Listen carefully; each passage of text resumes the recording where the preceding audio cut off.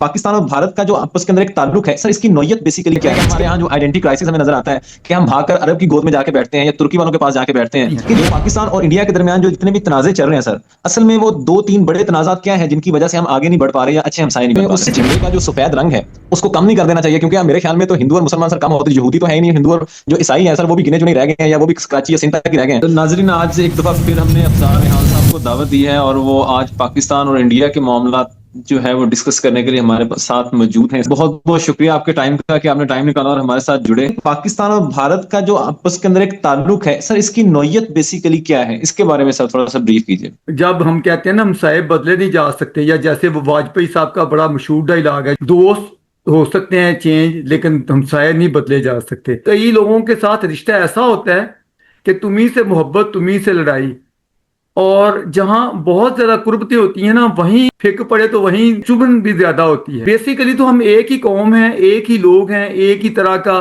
رہن سہن ہے، ہم جس کو کہتے ہیں صدیاں بیتی ہیں اکٹھے رہتے ہوئے۔ اکٹھے رہنے سے ایک دوسرے کا رنگ تو پڑتا ہے، خربوزے کو خربوزہ یا جو بھی، تو اس کی وجہ سے ان کی جو انڈین سویلائزیشن ہے اس کے اثرات ہم پہ آئے یا ہمارے مسلم سویلائزیشن کو ادھر گئے۔ جو عربستان سے آئے تھے وہ تو بہت تھوڑے لوگ تھے، زیادہ لوگ تو یہیں کے ہیں ہمارے۔ آپ مطلب گنے اگر دیکھیں سوائے سادات کے باقی جو جٹ ہیں، راجپوت ہیں، جتنی برادریاں ہیں، آپ ان کی ٹو میں جائیں گے تو بڑے یا ہندو نکلیں گے یا سکھ نکلیں گے، یا مطلب بیس تو اخیر ہندوازم ہی آئے گی۔ اور بلکہ سادات کے بارے میں بھی کہا جاتا ہے، کئی سادات کا ڈی این اے جب کیا گیا تو پتا چلا کہ وہ بھی ان کے بڑے بھی ہندو ہی تھے۔ ہوا یہ تھا کہ وہ چونکہ ہندوؤں میں بھی جوتیں تھیں نا جو ہولے جاتی تھی، تو انہوں نے جب کنورٹ ہوئے تو پھر انہوں نے اپنی عزت اس میں سمجھی کہ ادھر تو ہم برہمن نہیں بن سکے، تو ادھر چونکہ ہم کنورٹ کر کے آئے تو کیوں نہ ادھر بڑی ذات والا ہم اپنا ٹھپا لگوا لیں۔ اتنے کہتے ہیں کہ سعودی عرب یا جہاں اسلام پھوٹا ہے وہاں اتنے سید نہیں ہیں جتنے سید سندھ میں اور پاکستان اور ہمارے اس خطے میں۔ وہ گاندھی جی کہا کرتے تھے کہ ہم اصل میں تو بھائی ہیں، ایک ہی خاندان ہے، ایک ہی کنبہ ہے، ایک ہی نسل ہے۔ اب دھرم بدلنے سے اب دو بھائی ہوں، اگر وہ ایک ان میں سے دھرم بدل لے تو کیا یہ تو نہیں ہو جائے گا وہ بھائی نہیں رہے گا؟ بھائی تو ہوگا۔ علاقے کا معلوم ہے، یاد ہے ملا بھی ہوا، ایک بھائی وہ انڈیا چلے گیا، دوسرے نے کہا کہ میں دھرم بدل کے مسلمان ہو جاتا ہوں تاکہ اپنی پراپرٹی بچا لیں، ورنہ یہ لوگ قبضہ کر لیں گے ساری پہ۔ تو ایسے انہوں نے بدل لیا، تو ابھی بھی ان کے اب ایسے ہی ہے۔ تو نوعیت یہ ہے کہ ہم اصل میں ہماری اصل ایک ہی ہے۔ انڈیا جب گیا تو اتنا اچھا لگا تھا، ایسے لگتا تھا جیسے سارے اپنے بھائی بند ہیں۔ جب ایسی نوعیت بیک گراؤنڈ ہو نا تو اس میں تلخی آ جائے۔ تلخی اب کیوں آئی یہ ایک علیحدہ بحث آئے گی کہ مفادات کی گیمیں۔ اس کو آگے چل کے سر، اس کو آگے چل کے ہم ڈسکس کرتے ہیں کہ اصل میں تلخی آئی کیوں۔ لیکن سر مجھے ایک بات یاد آ گئی یہاں سے، کسی نے کہا تھا جس ملک کے ساتھ آپ کا کھانا اور گانا ملتا ہو تو وہ زیادہ قریب ہے آپ کے بنسبت ان لوگوں کے جن کا کھانا اور گانا جو آپ کے ساتھ نہیں ملتا۔ لیکن ہم دیکھتے ہیں کہ ہمارے یہاں جو آئیڈینٹی کرائسس ہمیں نظر آتا ہے کہ ہم بھاگ کر عرب کی گود میں جا کے بیٹھتے ہیں یا ترکی والوں کے پاس جا کے بیٹھتے ہیں یا جو ہے وہ بعض دفعہ افغانستان کے ساتھ، لیکن سر ہمارا جو گانا اور کھانا تو وہ انڈیا کے ساتھ ملتا ہے۔ سر ہم ان کے گانے سنتے بھی ہیں سر، ان کی موویز بھی دیکھتے ہیں۔ اسد نیازی صاحب، عربستان جب بھی گیا ہوں وہاں اتنا اچھا لگتا ہے کہ وہاں سارے انڈین اور پاکستانی ایسے ہوتے ہیں جیسے بھائیوں کی طرح ہیں۔ وہاں کوئی ہندو کا اور مسلم کا فرق ہی نہیں ہوتا، سب کٹھے کھا رہے ہوتے ہیں، کٹھے گا رہے ہوتے ہیں، کٹھے رہ رہے ہوتے ہیں۔ جبکہ عربوں کے ساتھ ان کی نہ زبان مل، سب سے بڑی وجہ تو رکاوٹ زبان بنی ہوتی ہے۔ وہ عربی میں وہ کہتے ہیں نا، ہمارا ایک بندہ گیا تو اس نے کہا میں ان کو گالیاں نکالی، کسی عربی سے لڑ پڑا تو آگے سے مجھے قرآن سنا رہا تھا۔ تو وہ ہمارے لوگ ایسے ہی سمجھتے ہیں، اللہ سنا تو وہ بھی ویسا کچھ ہی رہا ہوگا۔ تو بات یہ کہ جب زبان کا، کلچر کا، رہن سہن کا اتنا کچھ ڈفرنس ہوتا ہے کہ وہاں ان لوگوں کی دوستیاں ہوتی ہیں۔ آپ افغانستان کی مثال دی آپ نے، وہ بھی دیکھ لیں، ایران کی ایون دیکھ لیں۔ ایران میں جب جاتے ہیں ہمارے لوگ تو ان کو وہ اپنائیت نہیں لگتی جو انڈین لوگوں کو مل کے۔ انڈیا ہمارا تو ایک ہی ڈی این اے، ایک ہی سب کچھ ہے، لہذا یہ جو پھڈے ڈالے ہوئے ہیں نا یہ مفاداتی ہیں۔ کہ جو پاکستان اور انڈیا کے درمیان جو جتنے بھی تنازع چل رہے ہیں سر، اصل میں وہ دو تین بڑے تنازعات کیا ہیں جن کی وجہ سے ہم آگے نہیں بڑھ پا رہے یا اچھے ہمسائے نہیں بن پا رہے؟ اس کی جڑیں تو اسی وقت ہو گئی تھیں پارٹیشن سے پہلے، جب ہم نے وہ ٹو نیشن تھیوری کا ایک ڈکوسلا گھڑا اور یہ اس کی بنیاد پہ نفرت پھیلانی شروع کی کہ ہماری جن کے ساتھ کوئی راگ نہیں ملتی، کوئی چیز نہیں ملتی۔ تفرقات نکالنے ہونا مسلمانوں کے جو فرقے ہیں نا کہ ان کے درمیان بھی ایسے نکال دوں گا، کہوں گا جی شیعہ سنی تو بالکل الگ الگ قومیں ہیں۔ ہم گھوڑے کو یہ سمجھتے ہیں، وہ گھوڑے کو وہ سمجھتے ہیں، وہ جن کو گالیاں نکالتے ہیں ہم ان کو بڑی اونچی ہستیاں مانتے ہیں. یہ کرنا ہو تو مشکل نہیں ہوتا تضادات ڈھونڈنے ہو. اب لاہور ہے، اس میں کسی کا ذہن گندا ہے، وہ گندگی دکھانا چاہتا ہے نا تو وہ بڑی گندے پوسٹر دکھا دے گا. اچھے دکھانے ہو تو وہ بھی ختم نہیں ہونے گے، اتنے اچھے دکھائیں گے. تو یہی عالم تھا کہ اس وقت جن لوگوں کے مفادات تھے انہوں نے ان کا نیگیٹو رخ اتنا دکھایا کہ جیسے یہ دونوں تو آپس میں ان کا کوئی ہے ہی نہیں. انڈیا گیا تو دلی میں 2 نوجوان جیسے بڑے اچھے، ان کے ساتھ میری ڈسکشن ہوتی رہی. اینڈ پہ مجھے پوچھنے لگے کہ آپ نے اتنی سندر ہندی کہاں سے سیکھی؟ میں نے کہا کہ آپ نے اتنی سندر اردو کہاں سے سیکھی ہے؟ وہ سمجھ رہے تھے کہ میں ہندی بول رہا ہوں، میں سمجھ رہا تھا وہ اردو بول رہے ہیں، کیونکہ جو وہاں عام رہن سہن زبان ہے. یہ تو یہ آئی نا بی جے پی، انہوں نے کچھ ابھی وہ ڈاڈے سنسکرت کے لفظ ڈالے ہیں، ورنہ عمومی جو وہاں بول چال ہے وہ بالکل ہماری ایک جیسا ہی لگتا ہے. اور پنجابی بھی ایسے ہی ہے، ملا جلا، کوئی مطلب پنجاب کے اندر رہتے ہیں ہم، سرائکیوں کا تھوڑا تلفظ کا فرق ہے. تو کہنے کا مقصد یہ ہے کہ اگر ہم نے تضادات ابھارے ہوا، یہ آپ کے جو اسٹوڈنٹ کی آپ بات کر رہے ہیں نا، بچہ ہمارا پڑھنے جاتا ہے، آپ کے سلیبس میں ہمیں نیگیٹو چیزیں پڑھائی جاتی ہیں. بہت ہی اچھی طرح یاد ہے جب پڑھا تھا، یہ بہت بعد میں پتا چلا تھا کہ اردو کی ماں ہندی ہے. امیر خسرو جنہوں نے ہندی کو انہوں نے فارسی رسم الخط میں لکھنا شروع کر دیا دیوناگری کی بجائے. یہ بنیاد بنی تھی اردو لینگویج کی. اسکولوں میں جو پڑھایا جاتا تھا سلیبس وہ یہ تھا کہ جو اردو ایک لشکر ہے، اس کا معنی ترکی کا لفظ ہے، اس میں اس زبان میں عربی، فارسی اور ترکی پہ مشتمل ہے. اب بلیو کرنا سلیبس پڑھا تھا یہی تھا، اس میں ہندی کا لفظ ہی نہیں تھا کہ ہندی کا کنیکشن ہے. جہاں اتنا شدید تعصب ہو کہ جو ماں ہے اس کا ہی انکار کر دیا جائے کہ وہ ماں ہے. تو اس سے پہلے تو یہاں کوئی اردو نہیں تھی، مطلب وہ ہندی تھی یا پھر پرشین تھی. تو میر خسرو نے پرشین رسم الخط میں ہندی کو چلانا شروع کیا. یہ ہے بنیاد. جب اس طرح کی چیزیں بچوں کو ذہنوں میں ڈالی جائیں گی، تب کا اپنا جو پڑھا سلیبس ابھی بھی یاد ہے. ہندو نا تنگ مکانوں میں رہتے ہیں جن میں کھڑکیاں نہیں ہوتی، روشن دان نہیں ہوتے. ہم مسلمانوں کا فن تعمیر جو ہے وہ تو بڑا ایسے ہے، کھلا ہے. یہ ہے ان کی تعمیرات دیکھیں. لاہور تو سارا ڈویلپ بھی بڑا مشہور نام ہے، سر گنگا رام ماڈل ٹاؤن جو ہے، اتنی زبردست، اتنی بڑے بڑے وہ رہائش گاہ، سارا ہی انہی کا پلان تھا. لاہور جدید دور کا، بلکہ ان کو بانی کہا جاتا ہے. تو لیکن یہ چیزیں نہیں بتائی گئی. یہ پتا چلا کہ سب سے زیادہ پوش علاقہ اور بڑی کوٹھیاں اور ہوادار اور اعلیٰ اور گرینری والی ماڈل ٹاؤن تھا. پری پارٹیشن کی بات کر رہا ہوں. کرشن نگر تھا، اب بھی وہ موجود ہیں، تو آپ ان سے دیکھ لیں. لیکن جو سلیبس میں آپ سمجھیں کہ ایک کمینگی کی گئی، آپ کو بتا رہا ہوں اسلامی فن تعمیر پہ یہاں ایک آرکیٹیکٹ کانفرنس ہوئی، تو وہ اس میں کیا، اس میں مہاتما گاندھی کے پوتے آئے ہوئے تھے، تو ان سے ملاقات بھی ہوئی وہاں، موہن. تو وہ کیا ہے کہ وہاں انہوں نے لیکچر دیا اسلامی فن تعمیر پہ اور بڑی خوبیاں بیان کی. تو جب وہ لیکچر سے ہٹے، ختم ہوا، تو علیحدہ کہا موہن گاندھی صاحب کہ آپ کس اسلامی فن تعمیر کی بات کر رہے ہیں؟ تو جو پڑھا ہے اسلامی فن تعمیر وہ تو یہ ہے، مسجد نبوی سب سے پہلا ہے اسلامی، تو اس کی تو چھت جو ہے نا وہ ہاتھ لگ جاتا تھا. جو لکڑی استعمال ہوئی تھی وہ جو تنے ہوتے ہیں نا کھجور کے، وہ تھے، اور اوپر کھجور کی ٹہنیاں وغیرہ ڈالی ہوئی تھی. تو وہ آگے بڑھے ہوئے تھے، کوئی چھوٹے تھے کوئی بڑے تھے. باقی رہ گیا پکے پختہ. ایک بندے نے پختہ گھر بنایا جس میں قبہ یا تو گنبد اس طرح کا تھا، نما خوبصورتی ہوا.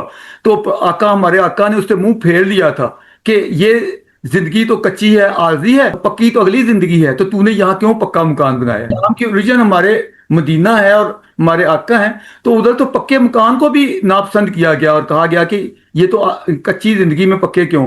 تو آپ کس فن تعمیر کی بات کر رہے ہیں؟ وہ ایک دم گھبرا گئے اور کہنے لگے کہ ہم پبلکلی اس طرح کی باتیں نہیں کر سکتے. کئی چیزیں پروپوگنڈے میں ہوتی ہیں نیاز صاحب، حقیقت نہیں ہوتی. پچھلے دنوں نا ایک مووی کا ایک ڈائلوگ سر بڑا وائرل ہوا تھا. اس کے اندر جو ہے وہ پاکستانی مووی تھی، تو اس کے اندر ایک مسلمان اور کرسچن کی آپس کے اندر بات کر رہے ہوتے ہیں، تو وہ کہتا ہے کہ ہم نے آپ کو جو ہے جھنڈے کے اوپر آپ کو ایک سفید رنگ بھی دیا ہوا ہے، مطلب وہ ایک مائنورٹی کو جو ہے شو بھی کرتا ہے. جی ہاں. تو سر وہ جو آگے بندہ کھڑا ہوتا ہے وہ کہتا ہے اور ڈنڈا بھی آپ نے ادھر ہی دیا ہوا. سر اخلاقی طور پر ہمیں اس جھنڈے کا جو سفید رنگ ہے اس کو کم نہیں کر دینا چاہیے، کیونکہ اب میرے خیال میں تو ہندو اور مسلمان سر کم ہوتے، یہودی تو ہے ہی نہیں، ہندو اور جو عیسائی ہیں سر وہ بھی گنے چنے رہ گئے ہیں، یا وہ بھی کراچی یا سندھ تک ہی رہ گئے ہیں، تو وہ بھی کم کر دینے چاہیے. سر اس کے بارے میں آپ کیا کہیں گے؟ ڈنڈا ہی رہنا چاہیے، سفید ڈنڈا لگا دیا کر.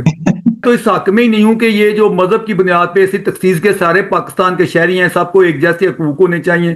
یہ کہاں کا انصاف ہے کہ ایک طرف ہم کہیں یہ جس شخص نے یہ نعرہ لگایا تھا ہندو اور مسلمان کٹھے نہیں رہ سکتے, یہ الگ قومیں ہیں, ٹھیک ہے, ابھی وہ ادھر سے آیا 14 اگست تو بعد میں آئی تھی, 11 اگست اس سے پہلے تھی نا, کانسٹیٹیوشنل اسمبلی میں تقریر کرتے وہ کہہ رہا ہے کہ آج کے بعد نہ کوئی ہندو ہے نہ کوئی مسلمان ہے, سب ایک جیسے ہیں. جی وہ مذہب اپنا جو بھی ہے پاکستان کے شہری کے لحاظ سے کوئی فرق نہیں کیا جائے گا, کسی کا کوئی بھی عقیدہ ہے اسٹیٹ کو کوئی سروکار نہیں ہوگا کہ آپ کے عقیدے کے ساتھ. اس کا کیا مطلب تھا؟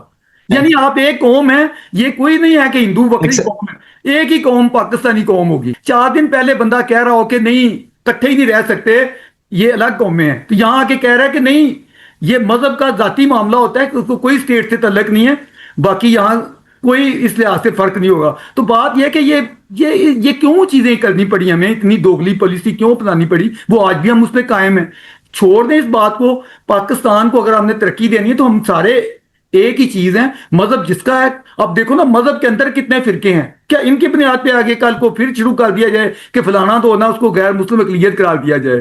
اور یہاں آپ کو پتا بھی ہے ایک فرقے کے متعلق ہمارے یہاں نعرے لکھے جاتے ہیں جگہ جگہ پہ کہ کافر کافر فلانا فرقہ کافر.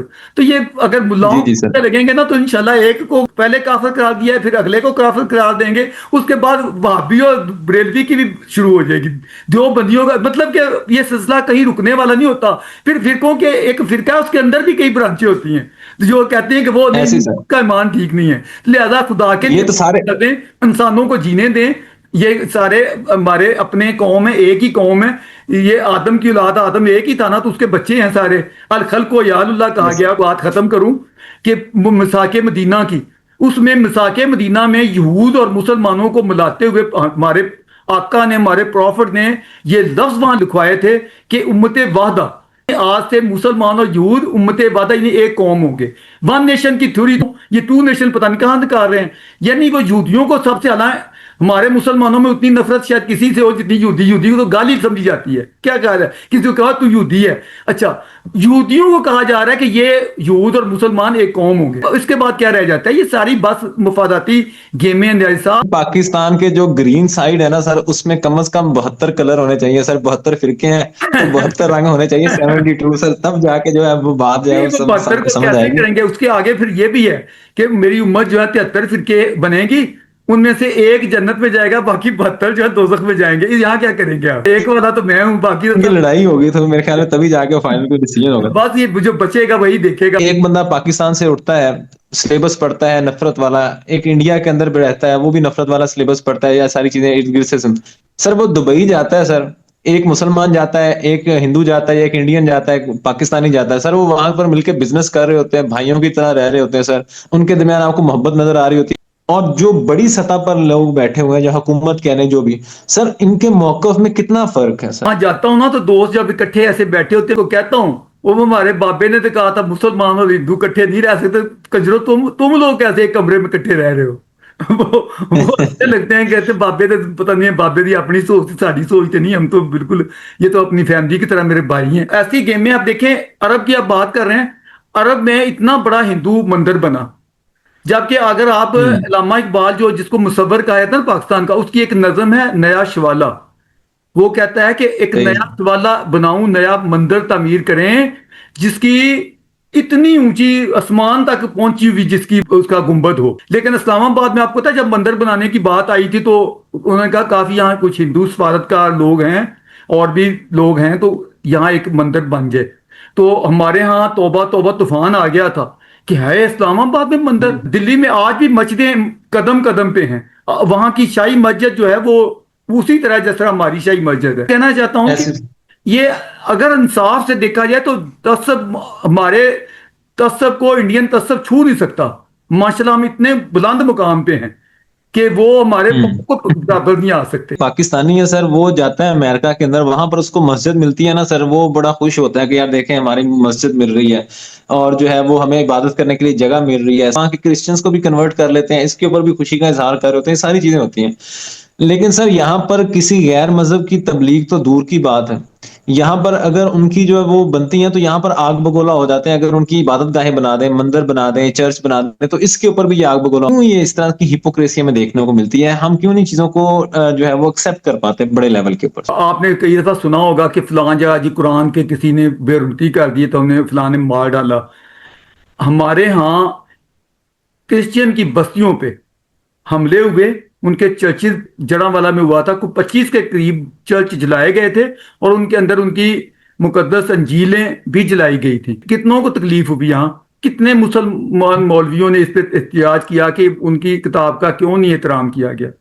تو ہم اپنے لیے تو احترام مانگتے ہیں, دوسروں کے لیے احترام ہمارا کہیں چلا جاتا ہے. سوشل میڈیا کا پاکستان اور انڈیا کے تعلقات کو بہتر بنایا ہے یا اس نے مزید خراب کیا؟ سوشل میڈیا کا جو رول ہے بلا شبہ اس میں بہت سارا نیگیٹو آتا ہے, مواد دونوں طرف آ رہا ہے, اور بڑی نفرت پھیلانے والی قوتیں بھی پیچھے نہیں ہیں. سمجھتا ہوں کہ جو ہمارا مذہب کے نام پہ کیا جاتا ہے نا, ان کو بھی وہ پوری فیسلٹی حاصل ہے کہ اپنے تسبات, اپنی منافعتیں اس میڈیا کے ذریعے پھیلائیں. لیکن مجموعی طور پہ حق میں ہوں اور صحیح سمجھتا ہوں سوشل میڈیا کے جو آزادی ہے, کم از کم اس میں ایک موقع ملا, چلے ٹھیک ہے, ان کو تو پہلی آزادیاں جو تخریبی کام کرتے ہیں نا ان کو آزادیاں ہیں, وہ جو مرضی ہانکتے رہیں.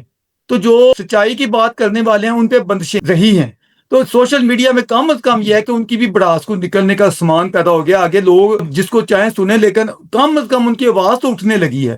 تو یہ مجموعی طور پہ دیکھیے پاک انڈیا ریلیشن میں سوشل میڈیا کا رول پازیٹیو سمجھتا ہوں, اچھا ہے, بہتر ہے. اس کے ذریعے ہمیں کئی چیزیں, ہمارا جو میڈیا سلیبس جیسے ہم ابھی بات کر رہے تھے کوریکولم ایسے, تو وہ جو ون سائیڈڈ پروپوگنڈا تھا, اب کم از کم اس کے ساتھ ساتھ دوسرا پہلو, دور کے ڈھول سہانے, یہ جو بڑے بڑے لوگ جن کو کہا جاتا ہے نا, یہ لازمی نہیں بڑے ہوں. کئی بڑے بڑے نامور دیکھے ہیں لیکن بڑے ہی چھوٹے اور ہولے لوگ ہوتے ہیں. اتنی پاپولیرٹی ہوتی ہے کہ دو کے لیے جان چھڑک رہے ہوتے ہیں, لیکن اتنے کم ظرف اور اتنے مفاد کے بھوکے ہوتے ہیں کہ ان کو سوائے اپنے مفاد کے دیکھے ہیں جن کے لوگ نعرے جے جے کے مار رہے ہوتے ہیں, لیکن وہ اقتدار کے اتنے بھوکے ہوتے ہیں چاہے لاشوں پہ چڑھ کے بھی ان کو ملے نہ کرسی, اس کے لیے بھی پاگل ہوئے ہوتے ہیں. ان کو کوئی دلچسپی نہیں ہوتی باقی چیزوں میں, فضول باتیں. کیونکہ کئی لوگوں کو کاش کے نیڑے سے نہ ہی دیکھا ہوتا تو ان کا بڑا اونچا مقام ہوتا. جب نزدیک سے دیکھا ہے اتنی چیزیں حقائق کھلے ہیں, بلیو کریے گا کہ وہ ان نون ہوتے ہیں, ان کے اندر اتنی کوالٹی ہوتی ہے, اتنا نالج ہوتا ہے, اتنی محنت ان کی ہوتی ہے. تو بس یہ ہے کہ ہمیں جو وہ ہوتا ہے نا ہیرا, اس کی پرکھ ہونی چاہیے, اس کو پہچان ہونی چاہیے.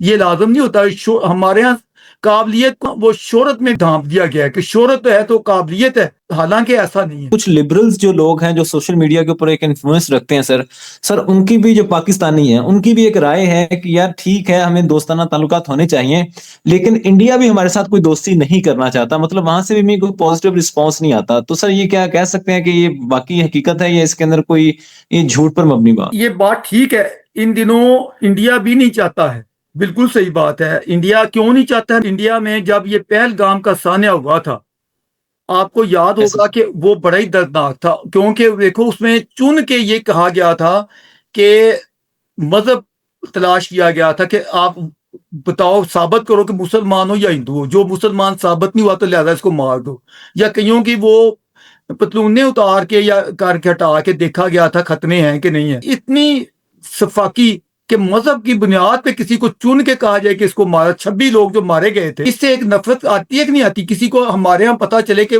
مسلمان ہونے کی وجہ سے مارا گیا ہے تو ہمارے یہاں کتنا لاوا پھوٹے گا. تو ادھر بھی یہ چیز تو ہے نا. تو یہ ایک دردناک کہانی تھی جو تشدد ہوا, جس طرح بے گناہ لوگوں کو جو گھومنے پھرنے آئے ہوئے تھے, خوشیاں منانے آئے ہوئے تھے, وہاں لاشیں چلی گئی, اور ماؤں کے سامنے بچے اور بیویوں کے سامنے ان کے خامد قتل کر دیے گئے. یہ چیز ایک نفرت انگیز تھی, لیکن اس کا حل وہ نہیں تھا جو مودی صاحب نے نکالا. مودی صاحب نے اس کو اپنے لوگوں کو مطمئن کرنے کے لیے کہہ لیں, یا اپنی پاپولیرٹی, یا سیاستدان جو ہوتے ہیں وہ اپنے مفاد کا سوچتے ہیں سب سے پہلے, باقی چیزیں بعد میں. انڈین نیشنل انٹرسٹ میں نہیں سمجھتا تھا, صرف اپنی ان کی ذات کے یا پارٹی کے مفاد تو ہو سکتا تھا کہ انہوں نے اس کے رد عمل میں جو سندور کا اس کا نام دیا انہوں نے, آپریشن جو انہوں نے گولے پھینکے, وہ بالکل لا حاصل اور فضول تھے, کچھ حاصل نہیں, کوئی فائدہ نہیں تھا ان کا. بعد میں پارٹی کا لکھے کہ بھئی انڈیا والے جو ہے نا, یہ جو جہادی لشکر طیبہ ہے، ان کے مراکز پہ اپنے میزائل ماریں گے، سب کو پتہ چل گیا تھا۔ اور جب عام لوگوں کو پتہ چل گیا تھا، آپ کا کیا خیال ہے وہ جہادی وہ جو بنے ہوئے ہیں ان کے مراکز تھے یا ہیڈ کوارٹر تھے، کیا ان میں بیٹھے رہتے کہ جی چونکہ ان کا میزائل آنا ہے لہذا ہم یہاں سے ہلے نہیں؟ وہ بھائی وہ وہاں نہیں بیٹھتے ایسی، وہ تو ان کو بھنک بھی پڑ جائے تو وہ دور ہو گئے اور جگہ جا کے چھپ جائیں گے۔ تو انہوں نے جو کیا اس میں کوئی وہ جہادی یا فسادی یا دہشت گرد کوئی نہیں مرا، بالکل غلط کیا، اس کا کوئی فائدہ نہیں انڈیا کو ہوا، اور بالکل پروپیگنڈا تھا، لیکن نقصان ہوا کہ نفرت پھیلا دی گئی۔ اور ظاہر ہے جب پاکستان کی سرزمین پہ بے شک وہ کہیں جی ہم نے ٹیررس کے جو اڈے ہیں ان پہ مارا ہے، لیکن ہوا تو پاکستان پہ میزائل آئے نہ، تو پاکستان کو اپنی ہر ملک کو اپنی عزت کی ہوتی ہے۔ اب جب یو اے ای پہ یا سعودی عرب پہ ایران نے حملہ کیا تھا تو کیا انہوں نے خوش ہوئے تھے اس پہ؟ ظاہر اس ملک کو تکلیف ہوتی ہے، اگر ان میں طاقت ہوگی تو وہ جوابی وار کریں گے۔ پرائم منسٹر مودی صاحب کی غلطی سمجھتا ہوں کہ انہوں نے یہ جو رد عمل دیا یہ درست نہیں تھا۔ اس کا رد عمل اگر وہ صبر کر لیتے اسی طرح جس طرح واجپئی صاحب نے کیا تھا، پرائم منسٹر واجپئی وہ بہت بڑے لیڈر تھے، وہ کارگل کا جو واقعہ یا سانحہ جو ہوا جس میں بہت سے ہمارے لوگ شہید ہوئے تھے، ہماری جو جنگیں ہوئی 65 کی 71 میں، اتنے وہاں نہیں مرے جتنے کارگل میں جانے گنوا بیٹھے۔ لیکن کیا ہے کہ وہاں ان کے علاقے میں سمجھیں گھس کے ان لوگوں نے قبضہ کرنا چاہا تھا، جو بھی مشرف کا پلان تھا بڑا ہی گھٹیا پلان تھا۔ اب انہوں نے یہ ضرور کیا کہ وہاں سے ان کو مار بگایا، قبضہ بھی انہوں نے اپنا قائم کر لیا، لیکن اس زمانے میں جب واجپئی کو یہ کہا گیا کہ واجپئی صاحب انہوں نے ہمارے یعنی لائن آف کنٹرول کو پار کر کے یہ کیا ہے تو ہم بھی ان کی لائن آف کنٹرول پار کرتے ہیں، واجپئی صاحب نے کہا کہ پھر میرے میں اور ان میں فرق کیا ہوا؟ یہ بہت بڑا بیان تھا کہ مطلب انہوں نے اگر کسی نے گھٹیا حرکت کی ہے یا ٹیررزم کیا ہے تو ہم کیوں وہ کریں؟ ہم کریں گے تو دنیا میں یہی ہوگا کہ ہم نے بھی وہی کچھ کر دیا جو انہوں نے کیا تھا، تو ہم ان کو برا کیسے ثابت کریں گے؟ اس کا ان کو بڑا فائدہ پہنچا، امریکہ سے لے کے پوری عالمی برادری نے اس کو اپریشیٹ کیا اور ہمیں اس کی قیمت ادا کرنی پڑی۔ انہوں نے وہ نہیں اپنایا، اگر یہ وہ اپناتے انڈیا کو شہرت کو عزت کو چار چاند لگنے تھے۔ انہوں نے وہ کیا جو ایک موقع کے مناسبت سے دیکھ کے سیاسی لوگ جس طرح کرتے ہیں، فائدہ بڑا لیڈر جو ہوتا ہے وہ موقع سے اوپر دیکھتا ہے، اسٹیٹ کا فائدہ دیکھتا ہے، اپنی پارٹی کا ذات کا نہیں۔ امریکہ جیسے ملک میں ایک ذات کا اپنے پھوکا اقتدار کا یا ایک اپنے ذات کے کھول میں جو گرفتار ایک وہ ٹرمپ جو ہے، تو اب پورے ملک کو اس نے داؤ پہ اس کی عزت کو لگا دیا۔ امریکہ جیسی عالمی سپر پاور جو بات اس نے کیا اشر کروا دیا کہ ایران جیسے ملک کے سامنے نکو بنا پڑا ہے اور دنیا میں تسجیل ہوئی۔ ایران کا امریکہ کا بندہ سوچے کیا تقابل بنتا ہے، کوئی ہے ہی نہیں، لیکن گٹیا قیادت نے کہاں تک پہنچا دیا امریکہ کو۔ مودی صاحب کا بڑا احترام ہے میرے دل میں، اتنے بڑے لیڈر ہیں، تیسری بار مسلسل 14 سے لے کے وہ جیتے چلے آ رہے ہیں اور ایک دنیا کی سب سے بڑی ڈیموکریسی میں، لیکن انہوں نے جو فیصلہ کیا تھا وہ ٹھیک نہیں تھا۔ تو یہ آپ نے جو کہا نا ابھی کہ ہمارے لبرل بھی کہتے ہیں کہ انڈیا والوں کی بھی زیادتی ہے، تو وہ یہ زیادتی ہے جو ابھی بیان کر رہا ہوں۔ اب جنگ تو اس طرح کی ایسا چھپی نہیں تھی، ہم نے کریڈٹ سارا دے دیا ٹرمپ کو، اس نے نہیں دیا مودی نے، اور وہ نہیں دینا چاہتے تھے، کہیں ان کی اپنی سیاسی مجبوری کہہ لیں، وہ بھی ان کی غلطی تھی اور غلط تھا۔ اس کی وجہ سے انہوں نے ٹرمپ کو اپنے اتنا خلاف کیا کہ وہ کم از کم 40 دفعہ وہ ہر جگہ، پہلے وہ 3-4 جہاز گرنے سے شروع ہوا، پھر وہ بڑھاتے بڑھاتے میرا خیال 14-15 جہازوں پہ گیا کہ وہ جہاں جاتا ہے وہ یہ کہتا ہے مودی تیرے 14 جہاز گرا دی، تو ایک مذاق بنا دیا۔ یہ ساری چیزیں قیادت کی بعض اوقات غلطیاں ہوتی ایک کسی شخص کی ہوتی ہیں یا کسی لیڈر کی ہوتی ہیں، خمیازہ پوری قوم کو بھگتنا پڑتا ہے۔ جو سفارتکاری ہے وہ ہمیشہ ایک اہم کردار ادا کرتی ہے۔ سر آج کل پاکستان اور انڈیا کے تعلقات کے تناظر میں سر ایک اوپن لیٹر لکھا گیا ہے مشہور کچھ شخصیات کی جانب سے، اور اس کا بہت چرچا ہے میڈیا کے اندر، اور آپ نے بھی اپنے جو ہے وہ وقتاً فوقتاً انٹرویوز کے اندر اور کالمز کے اندر اس کا تذکرہ کیا ہے۔ سر ہماری آڈینس اور ہمارے اسٹوڈنٹس خاص طور پر یہ جاننا چاہتے ہیں کہ وہ لیٹر کیا ہے، کس نے لکھا ہے، کسے لکھا ہے، اور اس کی کیا اہمیت ہو سکتی ہے؟ یہ تو اس لحاظ سے تو نہیں ہے، ظاہر ہے کہ نہ تو وہ کوئی ایسی مؤثر طاقت ہے کہ جو اپنا منوا سکیں۔ وہ تو آپ سمجھیں کہ جو دونوں ملکوں کے امن پسند جو لوگ یہ سوچ رکھتے ہیں کہ بھائی ہم اپنے تعلقات کو اس حد تک بگاڑ کے نفرت کی حد تک لے جا کے کیا حاصل کر رہے ہیں، تو بہتر نہیں ہے کہ ہم یہ اچھے ہمسائیگی کے تعلقات قائم کر لیں اور اپنی دشمنی کو کم از کم ختم کریں۔ جس طرح ان کے ہاں بھی لوگ سخت بولتے ہیں، ہمارے ہاں بھی ایسے ہیں جو کہتے ہیں کہ اگر پانی بند کرو گے ہم تمہاری سانسیں بند کر دیں گے، ہم وہ ہاتھوں کو توڑ دیں گے, بازو کاٹ دیں گے. گرے ہوئے فکرے, خون خاری کی, تشدد کی, نفرت کی, جنگجوئی کی باتیں یا اس طرح کی دھمکیاں کیا حاصل کیا ہے. تو آپ نے ابھی کہا کہ فوجی کارروائیوں سے ڈپلومیسی زیادہ کارآمد ہوتی ہے, اور سچ بھی یہ ہے کہ دنیا میں کہیں بھی تنازع ہو, آج کی دنیا, آج کی مہذب دنیا میں ایک چیز مان لی گئی ہے کہ پہلی جدوجہد ساری وہ ڈپلومیسی پہ ہونی چاہیے. انڈیا والے کہتے ہیں کہ ہمارے اندر انہوں نے گھس کے اس طرح مارے ہیں لوگ, جو پہلگام سانا, اس کے بعد ہم کیسے پاکستان کو کے ساتھ ریلیشن بنا سکتے ہیں.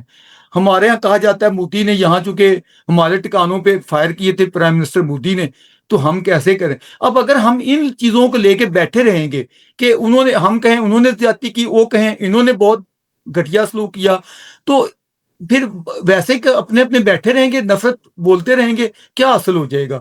تو یہ جو امن کی بات کرنے والے ہیں یا امن کی آشا, جس کو یہ ہمارے طاقتور بھی اس کو برا چڑھاتے ہیں, ادھر کے بھی کئی لوگ ہیں جو بی جے پی کے جو اس کو چڑھاتے ہیں, تو لیکن سچائی یہی ہے کہ امن کی آشا سے ہی کام چلے گا, اور ہمیں اس طرف بالآخر آنا ہی پڑے گا, آج نہیں تو کل. پچھلے کچھ عرصے سے ہم نے دیکھا ہے ہمارے کچھ اداروں کی جو ٹاپ کے جو ادارے ہیں, انسٹیٹیوشنز ہیں سر, ان کی جو لینگویج ہے اس کے اندر جو ڈیسنسی کا جو فیکٹر ہے سر, وہ کم پڑتا چلا جا رہا ہے. الفاظ کا چناؤ جو ہے اتنا شائستہ, وہ کرٹسی نظر نہیں آتی, وہ ڈیسنسی نظر نہیں آتی جو ایک ملک کے جو ہے ریپرزینٹیٹیو کی جو ہے وہ ہونی چاہیے. سر آپ اس چیز کو کس طرح سے دیکھتے ہیں؟ یہاں ایوب جیسا ایک آرمی چیف مارشل انسپکٹر بھی رہا, یہاں ضیاء الحق جیسا چیف مارشل انسپکٹر رہا, ٹھیک ہے.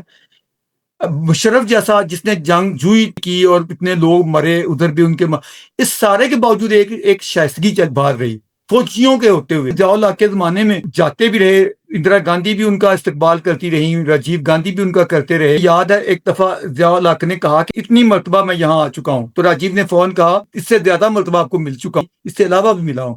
تو مطلب ایک دوسرے کے ساتھ نا شائستگی تھی کہ میں آپ کے لیے گرمجوشی کا اظہار کروں, آپ میرے لیے کریں. تو آج وہ بالکل نہیں ہے. آپ نے بالکل, میں کہتا ہوں 100% آپ کو شاباش دیتا ہوں, آپ نے صحیح نقطہ اٹھایا ہے کہ وہ ایک ڈپلومیسی کی, سفارتکاری کی ایک لینگویج ہوتی ہے نا, جس میں ایک تنظیم ہوتی ہے, ایک وقار ہوتا ہے, ایک لحاظ ہوتا ہے, ایک احترام ہوتا ہے. تو قوموں کے رشتے ایسی استوار ہوتے ہیں جن کا جتنا بھی اختلاف ہو, لیکن ایک انسانی وقار, ایک قومی وقار, قیادت کا وقار ہوتا ہے. تو یہ چیز رہی ہے. لیکن آج دیکھ رہا ہوں کہ بہت ہی اتنی بری زبان استعمال کی جا رہی ہے, خاص طور پہ ہمارے طرف. سن کے حیرت زدہ ہو جاتا ہوں کہ جس طرح کے بازو توڑ دیں گے, سانس کھینچ لیں گے, یہ بہت ہی شدید ہے. اس طرح کی لینگویج نہیں ہونی چاہیے. پاکستان اور انڈیا کے تعلقات میں سر دیکھیں نا, جب دو بچے لڑ پڑتے ہیں نا سر, کسی بڑے کو انوالومنٹ کرنی پڑتی ہے, اور وہ اس کے درمیان جو بچوں کے درمیان میں صلح کرواتا ہے تاکہ معاملہ جو مزید خرابی کی طرف نہ جائے. بڑے کا جو رول پلے کرنا ہے وہ یونائٹڈ نیشن سر کر سکتا ہے. اقوام متحدہ کا جو ادارہ ہے اس کو بہتر بنانے میں ان کا کیا کردار رہا ہے, یا کیا اس میں بہتری لا سکی؟ ریجنل کانفلکٹ ان کو بولا جاتا ہے کہ جو علاقائی تنازعات ہوتے ہیں مختلف ملکوں میں, یو این کا اس میں اتنا نہیں رہا, بلکہ وقت کے ساتھ یہ ٹرمپ کے آنے کے بعد اور کم ہو, کیونکہ یو این کی جو بڑی طاقت ہے وہ امریکہ ہے. ویسے تو 5 طاقتیں ہیں نا جن کو ویٹو پاور حاصل ہے وہاں, سیکورٹی کونسل جی سر. ہے. ہماری جو جن کو ریزولوشن کا ہم رولا ڈالتے ہیں وہ بائنڈنگ نہیں ہے, وہ ایک سفارشی ہیں. بائنڈنگ اور ہوتی ہے, جو بائنڈنگ کا مطلب ہوتا ہے کہ اگر کوئی نہیں مانے تو اس کے خلاف فورس استعمال ہو سکتی ہے. جو ہمارے والی ہیں ان میں یہ نہیں ہے. وہ ایک ان کی حیثیت محض ایک سفارش کی تھی, وہ اس کی کوئی ایسی کوئی رول نہیں کر سکتا. ہاں امریکہ کا پریشر بحال رہا ہے, وہ ہمارے ہاں کئی موقعوں پہ پہلے بھی استعمال ہوا ہے. 65 کی جنگ میں بھی وہ استعمال ہوا تھا, جب اس طرح کی چیز اٹھی تھی کہ مزید علاقوں پہ قبضے کیسے کیے جائیں, یا 71 میں بھی کئی چیزیں اس لیے رک گئی تھیں کہ امریکہ اس میں ملوث ہو گیا. لیکن موجودہ حالات میں انڈیا بالکل نہیں چاہے گا, کیونکہ ٹرمپ جس طرح کا وہاں پریزیڈنٹ بیٹھا ہوا ہے, کم از کم انڈیا کی قیادت کو یہ معلوم ہے کہ اس وقت وہ ان کے ساتھ وہ اس پوزیشن میں نہیں ہے. اس وقت پاکستان کی طرف جھکاؤ ہے, اور انڈیا کیسے وہ چاہے گا کہ اس میں ٹرمپ کوئی ایسا آ کے لوچ تال دے جو انڈیا کے لیے مسئلے پیدا ہو جائیں. تو نہ ہی وہ چائنا پہ اعتماد کریں گے, تو پھر رشیا پہ کا ویسے ہی بنے گا کوئی, کون سامنے آ سکتا ہے. لہذا کوئی ایسی صورت نہیں دکھتی ہے کہ کوئی وہ جو آپ تھرڈ آپشن کر رہے ہیں نا کہ کوئی تیسری پارٹی آ کے رول ادا کرے. اور ویسے بھی انڈیا نے بہت پہلے ڈیسائیڈ کر لیا ہوا ہے کہ ہم نے دو طرفہ جو معاملات ہیں ان کو دو طرفہ رکھنا ہے, انٹرنیشنل نہیں بنانا. آپ نے اگر شملہ معاہدہ پڑھا ہو جو بھٹو نے میڈم اندرا گاندھی کے ساتھ کیا تھا، تو اس میں بھی یہ کیا گیا تھا جو ہمارے ہاں اتنا جس کو وضاحت سے پیش نہیں کیا جاتا، کہ یہ مان کے آئے تھے بھٹو کہ کشمیر کا ایشو انٹرنیشنل نہیں ہوگا، ہمارا دو طرفہ معاملہ ہوگا، میوچول ہوگا، جی آپسی ہوگا۔